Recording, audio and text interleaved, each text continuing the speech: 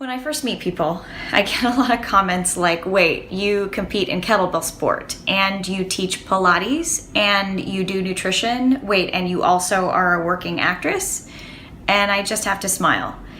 I had a life that sort of built itself, is what it feels like to me. I got diagnosed with a chronic illness when I was 13, and I had to figure out how to exercise without pain. So I became a Pilates instructor.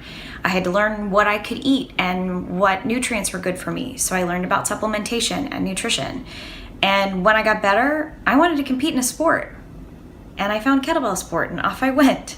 I did all of these things because I'd been a performer since I was really, really young. And I wanted to figure out how to get my body healthy enough to be able to do a good job in that career. So at the end of the day, I'm an actress and I get paid to do that work, and it's amazing. So to be able to take all these things and give back and produce a documentary that helps communicate to the world what people like me and others who are dealing with fibromyalgia every day are facing in their lives is just icing on the cake. I'm Megan Densmore. I am a Pilates instructor, a health coach, I'm an actress, a director, a producer, a kettlebell sport athlete, and that's why I'm an ultimate game changer. Nobody in New York who knew me knew I'd had this diagnosis. Often people don't understand them. They look at them, they look okay, they're like, what's wrong with you? You look fine, but they're actually not that well at all. What they say it is you're getting signals to your brain of pain.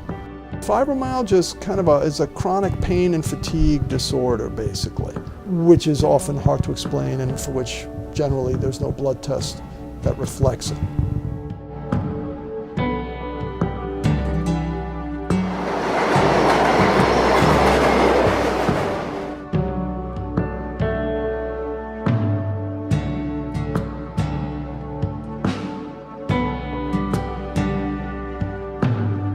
A lot of illnesses are obvious.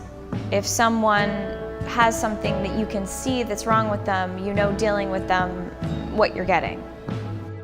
I didn't want to accept the diagnosis for a lot of reasons. One of them being I looked fine.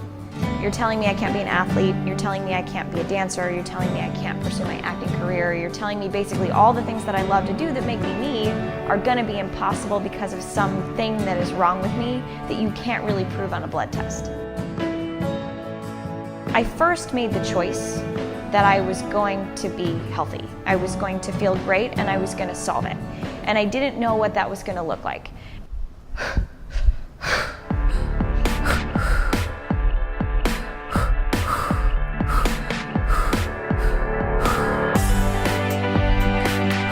I compete in one-arm long cycle, which is a women's event. The competition coming up in August is the US Nationals. I will be going for a rank of Candidate Master of Sport. I've been training for this ranking for over a year, and I haven't made it yet. I don't know how long it's gonna take for my body to adapt for me to be able to do 80 reps in 10 minutes, but I'm gonna keep training until I get there.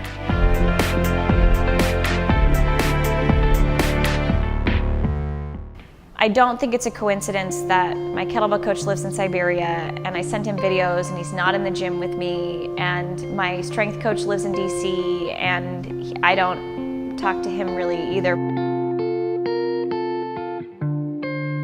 I got to a point where I actually thought I was an introvert, or I was a very, very private person. Even in my last relationship, when I was physically feeling better, I still was not very practiced in being vulnerable and being visible and opening myself up to someone. When I started working with her as her nutritionist, I quickly realized that she was very closed off.